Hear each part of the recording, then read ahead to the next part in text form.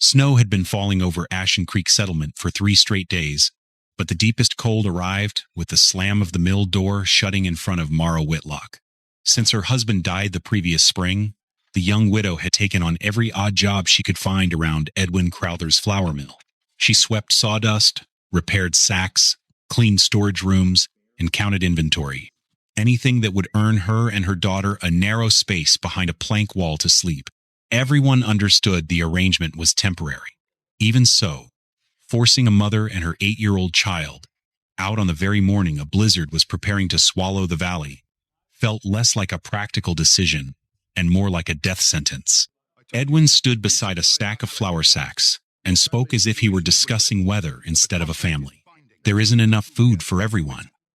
Reverend Silas Bell stood nearby and called it a necessary decision. Around them, townspeople watched from porches and frosted windows. Nobody argued. Nobody stepped forward. Mara absorbed the verdict in silence. She did not beg. Having worked there long enough, she knew the mill was rotting from the inside out. Months earlier, she had warned that moisture was creeping through a section of the mill roof. Several flour stores were already absorbing damp air. Edwin dismissed the concern. The warning disappeared. The leak did not. A gust of wind rattled the mill doors. Mara glanced toward the darkening sky. How many hours before the storm reaches the valley? Her composure caught Edwin off guard. For a fleeting moment, he was left speechless, merely staring at her. Out in the snow-covered yard, 8-year-old Elsie Whitlock stood beside a mule and a shaggy brown dog. Both hands were wrapped around a small stoneware jar. It held the sourdough starter her father had kept alive for years. She held it more carefully than anything else they owned. Edwin Crowther disappeared into the mill and returned with what he considered a fair parting gift: 1 damp flour sack, a handful of dried potatoes, an old shovel with a cracked handle. He set them down carefully, almost expecting gratitude. None came. Mara lifted the sack and felt the weight shift. The flour inside had already begun to clump. Moisture had found its way in long ago. Snow skated across the frozen ground as Elsie led Juniper toward the road. Bramble followed close behind, stopping only once to glance back at the mill. The widow lingered for a moment longer. Her eyes moved to the roofline where warped boards sagged beneath a crust of ice. The same section she had warned Edwin about before autumn ended. The leak was still there. So was the silence around it. What settled deepest was not the loss of a room or a warm stove. It was the ease of it all. No shocked faces, no arguments, no one asking whether it was right. Elsie tightened her grip on the stoneware jar and looked up. "Do we still have a home?" For several seconds, only the wind answered. Then Mara adjusted the flour sack on her shoulder and started walking. Not yet. The road out of Ashen Creek narrowed as it climbed toward Bitterroot Cut. Juniper pulled steadily through fresh snow while Bramble ranged ahead, disappearing now and then among sagebrush drifts before returning to the trail. Elsie walked beside the mule, both hands still wrapped around the stoneware jar. Mara said little. Most of her attention was fixed on a memory. Years earlier, her husband had spent several evenings studying a weathered geological survey borrowed from a railroad crew. The map itself had been ordinary. What stayed with her was a note scribbled in the margin near a place called Black Furnace Ravine. Ground remains warmer than surrounding terrain. Possible geothermal influence. At the time, nobody cared. The remark never became a town discussion. It never appeared in a newspaper. It was simply a line of pencil on an old sheet of paper, yet Mara remembered exactly where it had been written. Ahead, the sky darkened another shade. Wind swept loose snow across the trail and erased their tracks almost as quickly as they made them. Somewhere beyond the ridges, the storm was gathering strength. Instead of searching for a road back, Mara kept moving toward a place most people had forgotten existed. The storm caught them before they reached the ravine. Wind shifted constantly across the mountains. Snow swept over the trail and erased their tracks almost as fast as they made them. Juniper slipped twice on hidden ice. Elsie stumbled more than once and eventually fell hard into a drift. When Mara helped her back to her feet, she noticed how pale the girl's fingers had become. Ahead, Bramble suddenly left the trail. The dog moved toward a rocky slope and began sniffing along the ground. Something there had caught his attention. Mara followed his movement and noticed an odd detail. Snow covered the hillside, just not as deeply. Thin patches exposed strips of stone beneath the white surface. A faint ribbon of vapor drifted upward and disappeared into the cold air. Mara looked from the slope to the darkening sky. For the first time since leaving Ashen Creek, she saw something that looked less like luck and more like a possibility. The rocky slope narrowed into a crack between two limestone walls. At first glance, it seemed too small to matter. Then they stepped inside. The wind weakened almost immediately. Snow became thinner. Bare ground appeared in scattered patches along the ravine floor. The passage twisted once, then opened into Black Furnace Ravine. Silence settled around them. Not complete silence. The storm still existed beyond the cliffs. Yet its voice seemed farther away. Mara eventually knelt beside an exposed section of soil. She removed a glove and pressed her fingers into the earth. It was cold. Winter cold. But it was not frozen solid. The soil crumbled instead of ringing hard beneath her touch. Behind her, Elsie waited quietly. Mara dug a little deeper and felt the same thing. The old note on her husband's map suddenly seemed far less forgotten than it had that morning. Black Furnace Ravine stretched farther than Mara expected. Instead of rushing deeper, she spent the remaining daylight studying it. The northern side drew her attention first. Snow melted faster there. Several patches of exposed ground felt slightly warmer than the rest. Nothing dramatic, nothing that would impress a crowd. Yet in winter, small differences mattered. A sandstone wall concealed something larger behind it. Working around the outcrop, she discovered a broad rock alcove recessed into the hillside. The floor remained mostly dry. Thin beads of moisture clung to sections of limestone above, suggesting warmth moving through hidden fractures below. One question still remained. Could the place breathe?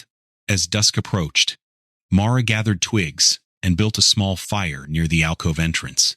Both she and Elsie watched the smoke carefully. At first it rose straight upward. Then the gray ribbon bent. Instead of drifting back into their faces, it slid deeper into the darkness and disappeared. The draft was steady. The cave was pulling air through itself. Mara continued watching for another minute before adding more wood. Outside, the blizzard was beginning to close over the mountains. Inside, the smoke had already delivered its verdict. For the first time since leaving Ashen Creek, she allowed herself to believe they might still be alive when morning came. The first 48 hours disappeared into work.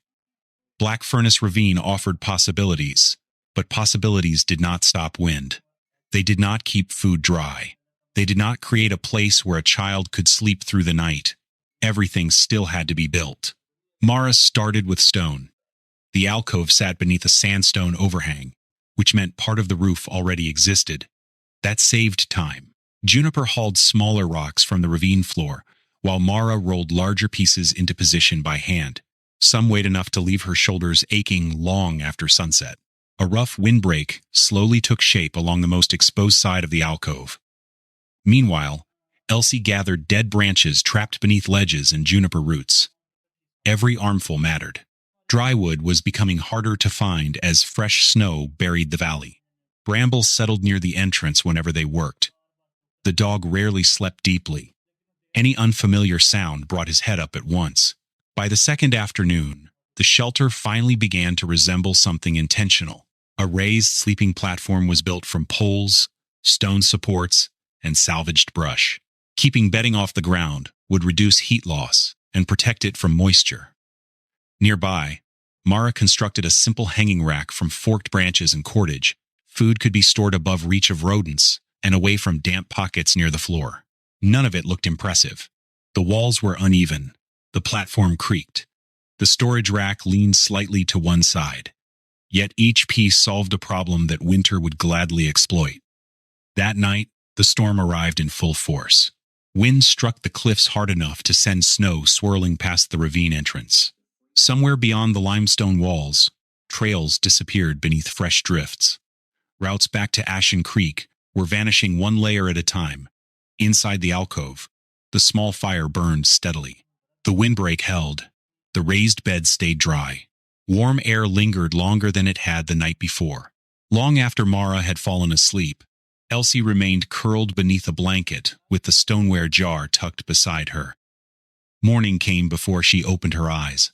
It was the first uninterrupted night of sleep she had experienced since the day they were forced to leave home. The storm kept them busy, but it could not occupy every hour of daylight. On the third morning, Mara followed a narrow passage beyond the main alcove and discovered a second chamber deeper inside the cave. It was smaller, warmer, and surprisingly dry. More important, a thin crack in the ceiling allowed a shaft of sunlight to reach the floor for several hours each day. She stood there for a long time, watching the light move across the stone. A plan began forming. The shelter would become more than a place to sleep. It would become a system. The first part was obvious. Bread meant calories, warmth, and stability. The sourdough starter Elsie carried was too valuable to lose. The second part required patience. If the cave truly held a steady source of warmth, then a small winter garden might be possible. Along with the weathered map and the sourdough starter, her late husband had left behind a small leather pouch of cold-hardy seeds: winter rye, turnip, beet, and kale. He had once dreamed of cultivating his own plot, a dream that died with him the previous spring. When they were forced out of the mill, Mara had packed the pouch almost out of habit, clinging to the memory without ever expecting to plant them in the freezing cold. But now, beneath this fragile shaft of light, those seeds were no longer just keepsakes. Back in the main alcove, Mara sorted the flour sack Edwin had given her. The driest portion was sealed away for baking. The damaged flour was spread on cloth near the warmest section of rock, then sifted carefully to remove clumps and moisture. The work was slow. The reward was uncertain. Yet for the first time since leaving Ashen Creek, Mara was no longer just trying to endure the winter. She was planning how to build a life in the middle of it.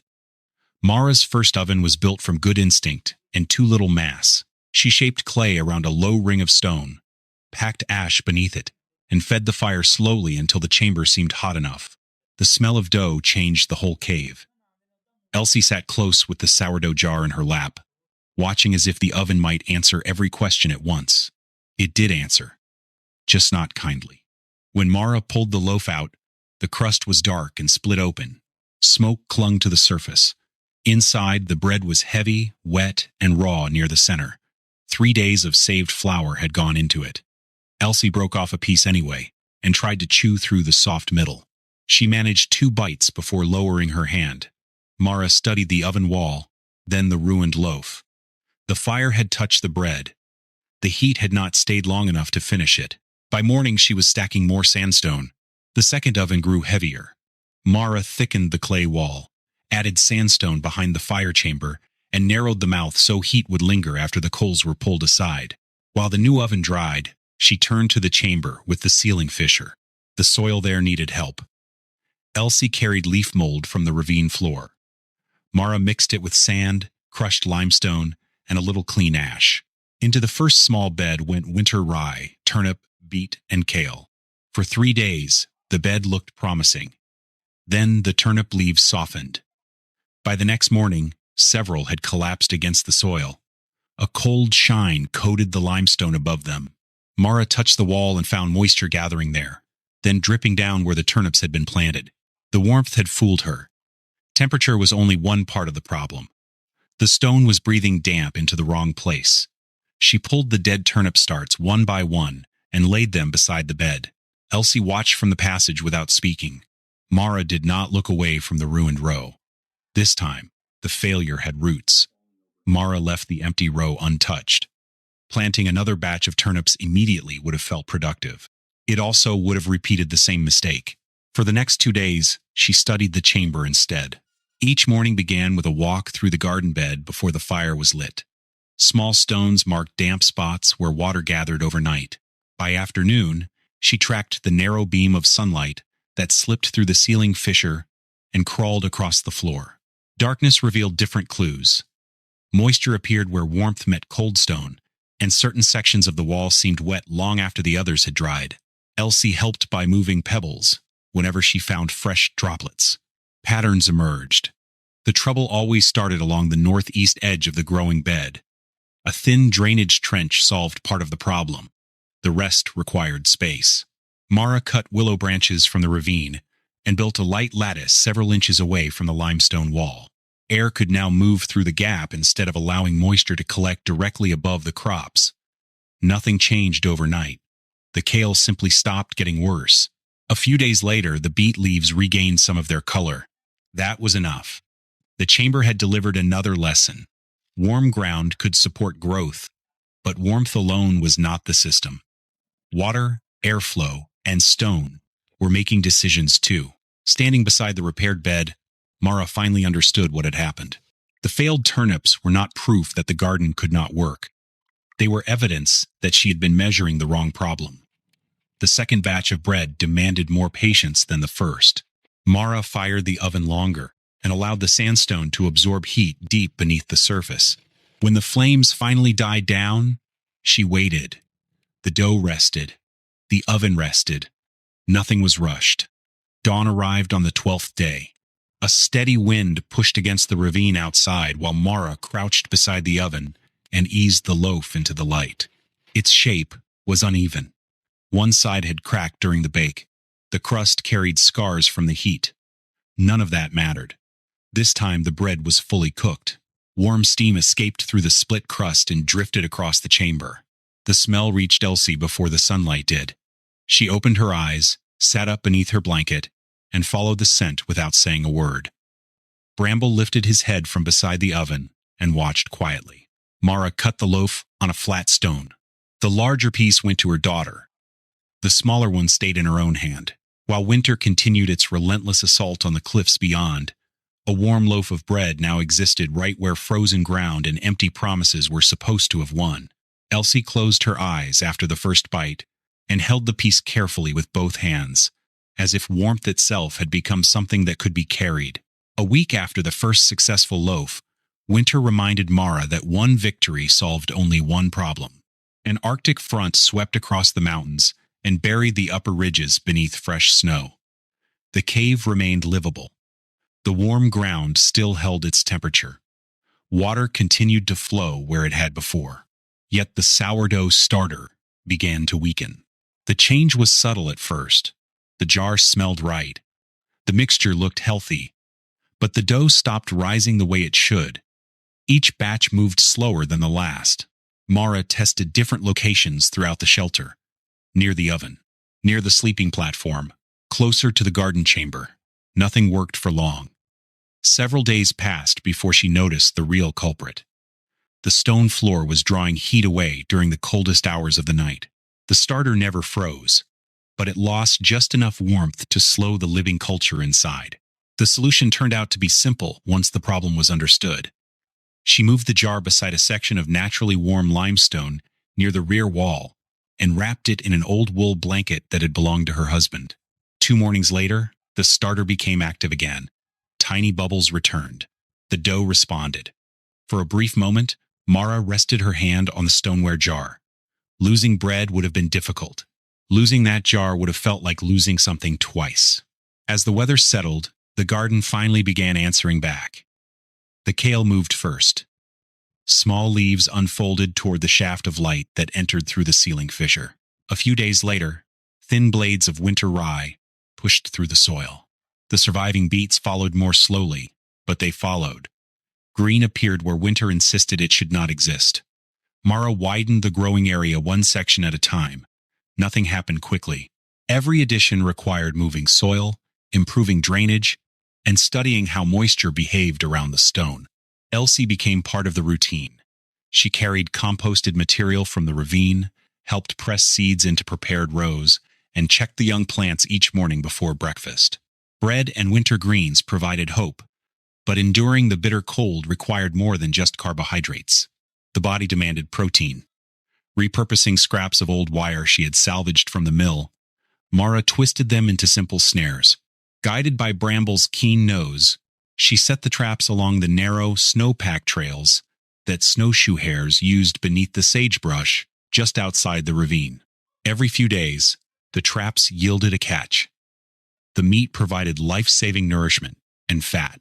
The bones were boiled down into a rich broth to soak their bread, while the pelts were stretched and dried to add a crucial layer of warmth to their sleeping platform. The chamber looked different now, not dramatic, not abundant. yet it no longer resembled an emergency shelter hidden inside a cave. Food was growing. Bread was baking. The snares were providing. The systems were beginning to support one another.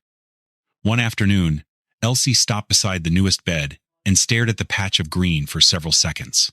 Outside, the mountains remained white from horizon to horizon.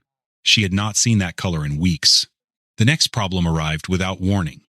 Late one afternoon, a mountain wind descended through Black Furnace Ravine from a direction Mara had never seen before. It did not follow the usual path between the limestone walls. Instead, it twisted through the upper rocks and dropped directly toward the alcove.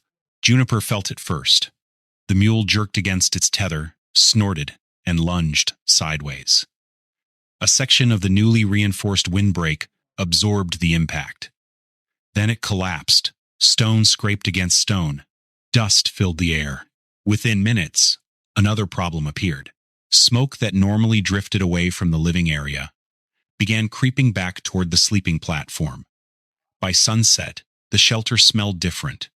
By midnight, the chamber was hazy. Elsie could not sleep. Each time she closed her eyes, another ribbon of smoke found its way through the darkness.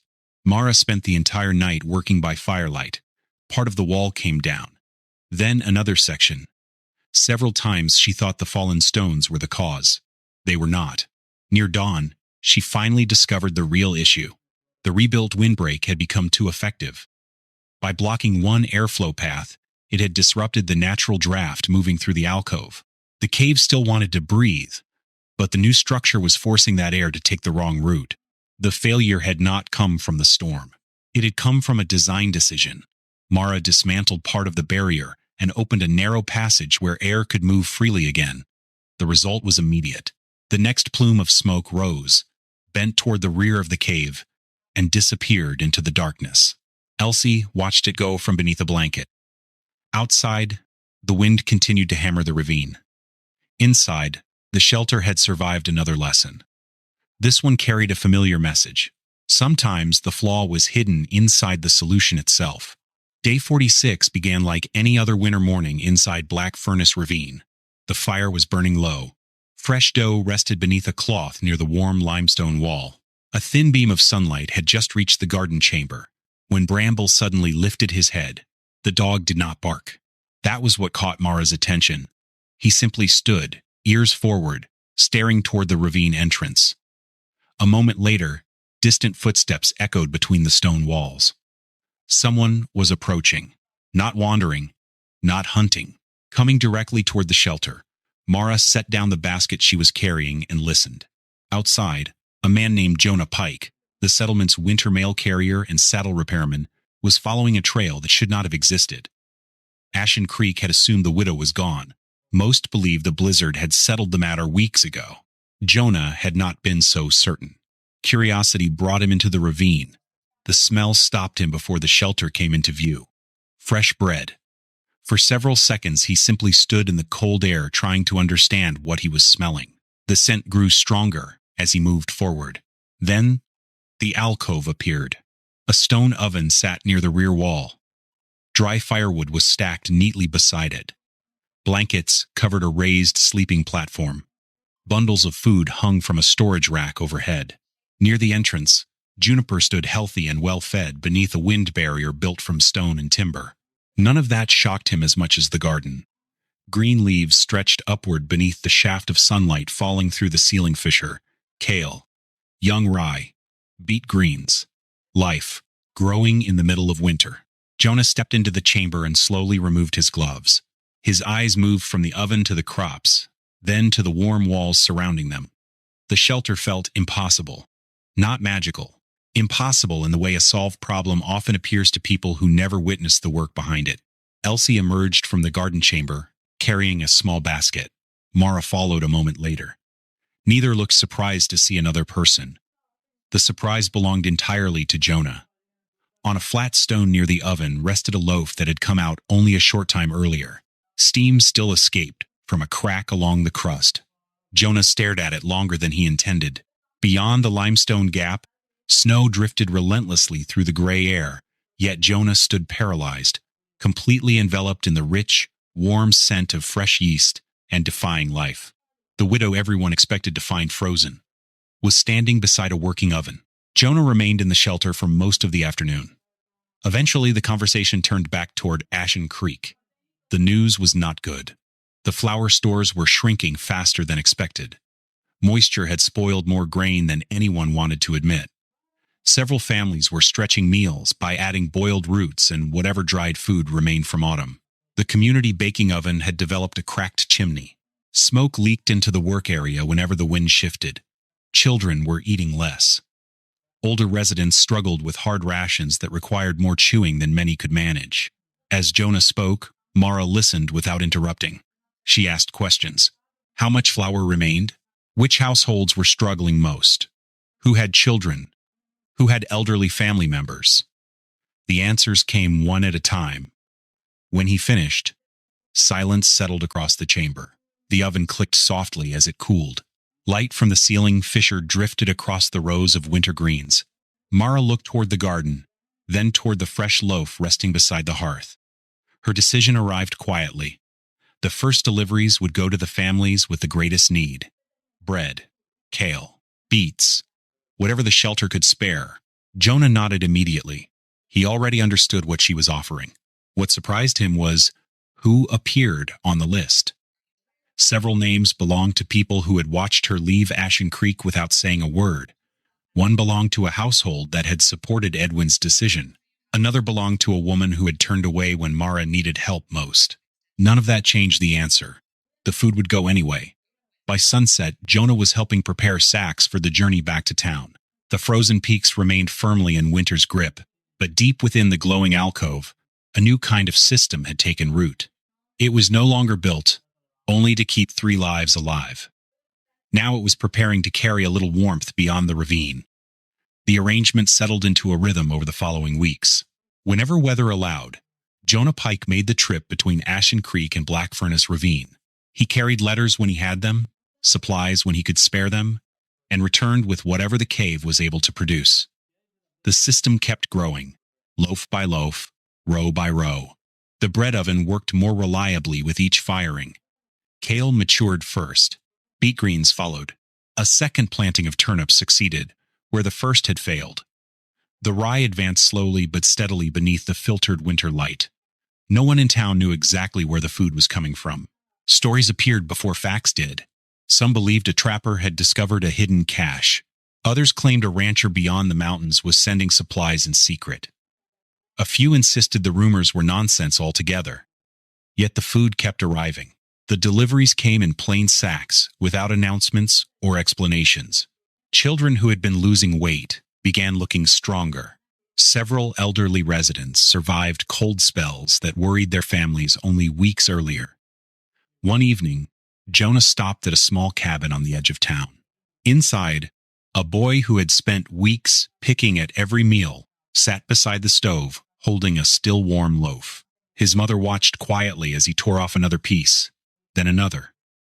By the end of the meal, nothing remained except a few crumbs on the table. For the first time in a long while, the child had finished everything placed in front of him. The cave received no credit. The widow received no praise. For now, the results were traveling faster than the story behind them. The storm that finally broke Ashen Creek was the same storm many residents had feared all winter. For 2 days and 2 nights, wind hammered the settlement without mercy. Snow piled against buildings. Ice formed where rain should never have reached. Then, sometime before dawn, part of the main flour warehouse roof gave way. The damage spread quickly. Water found its way into storage. Flour absorbed moisture. Entire sections of the reserve became useless within days. At nearly the same time, the communal baking oven failed. A widening crack in the chimney disrupted the draft completely. Smoke rolled back into the workspace. Fires would not burn correctly. Baking slowed to a crawl. The town suddenly faced a question it could no longer avoid. Where had the bread been coming from? The answer arrived during a crowded meeting inside the church hall. Jonah Pike stood before the same people who had spent weeks inventing theories. Then he told them the truth. The bread, the vegetables, the winter greens. All of it came from Black Furnace Ravine, and all of it came from the hands of Mara Whitlock. Silence followed. Caleb Dorr, a carpenter who had spent most of the winter mocking earth-built shelters, stared at him. Edwin Crowther did not speak. Reverend Silas Bell seemed unable to find words. Around the room, faces shifted from confusion to disbelief. Most had expected Mara Whitlock to die before the first major blizzard ended. Instead, she had built a working shelter. She had grown food. She had baked bread. And while Ashen Creek struggled to feed itself, that same widow had quietly been helping feed them. Edwin lowered his eyes. Months earlier, Mara had warned him about moisture entering the flower stores through the damaged roof. The roof had remained. So had the leak. Now the warehouse stood partially ruined, and the consequences sat in plain view for everyone to see. At last, the story behind the bread could no longer remain hidden.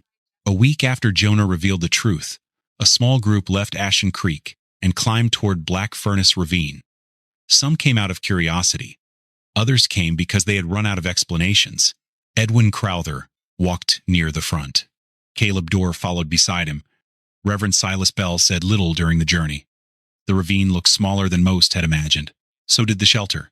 There were no hidden machines, no buried treasure, no miracle waiting inside the limestone walls. What they found instead was work. Years of frontier history had taught the same lesson over and over again. Most successful systems appeared simple after they were finished. The difficult part was seeing the hundreds of decisions buried underneath them. Mara met the visitors near the alcove entrance. She did not seem surprised. Jonah had warned her they were coming. The group slowly moved through the shelter. Their eyes landed on details that would have meant nothing a few months earlier. The drainage trench running beside the growing beds. The willow lattice separating crops from damp limestone. The carefully arranged storage racks. The thermal oven built from clay, sandstone, and repeated corrections. The garden chamber drew the most attention. Rows of kale occupied one section, beets filled another. Young turnips grew where the first failed crop had once died. Winter rye stretched toward the shaft of sunlight, entering through the ceiling fissure. Nothing about it looked magical. Every part looked earned. Caleb spent several minutes studying the oven before finally speaking. "The draft stays steady?" Mara nodded. Then she showed him where the airflow entered, where it exited, and how one poorly placed barrier had nearly ruined the entire system. He listened carefully. For once, he was not offering advice. He was asking for it. A short time later, Edwin found himself standing beside the flower storage area. The sacks were elevated above the ground. Air moved around them. The warmest sections of the cave were used deliberately. "How did you keep the moisture away?" he asked. Mara explained the process. No lecture followed. No score was settled. She simply answered the question. The conversation moved on. Reverend Silas spent most of the visit in silence. The speeches that sounded convincing back in Ashen Creek felt strangely small inside a shelter built by observation, labor, and persistence. Outside, winter still controlled the mountains. Snow covered the ridges. Wind swept through the upper passes. Nothing about the season had become easier.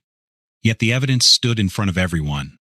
The bread existed, the vegetables existed, the shelter existed. The people inside it were alive. Long before anyone arrived from town, the mountains had already delivered their verdict. Warm stone held heat. Proper drainage protected roots. Good airflow prevented smoke from returning. Bread baked when ovens stored enough energy. Mistakes produced consequences. Correct solutions produced results. Belief never entered the equation. Near sunset, the visitors began the walk back to Ashen Creek. No formal apologies were exchanged. None were necessary. Caleb carried new ideas home. Edwin carried uncomfortable truths. Others carried questions they should have asked months earlier. Back inside the alcove, the oven released a final wave of warmth as another loaf finished baking. Elsie lifted it carefully and placed it on a wooden rack to cool. Steam drifted upward through a crack in the crust. Beyond the ravine, winter remained exactly what it had always been. But nobody in Ashen Creek believed Mara Whitlock was going to die in it anymore.